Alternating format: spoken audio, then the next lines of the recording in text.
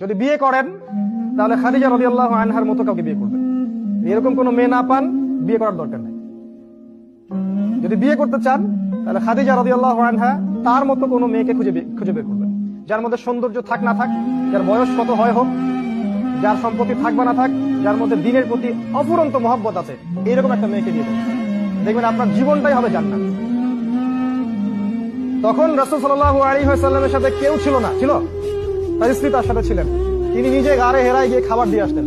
আর আমরা দেখে এসেছি গাড়ে হেরায় উঠতে আমাদেরই খবর হয়ে যায়। আপনি যে ইয়াং পিপল আছেন, আপনাদের খবর হয়ে যাবে গাড়ে হেরায় উঠতে নামতে। খাদিজা রাদিয়াল্লাহু আনহা তিনি সেখানে গিয়ে খাবার দিয়ে আসতেন। এখানে কি বুঝলেন?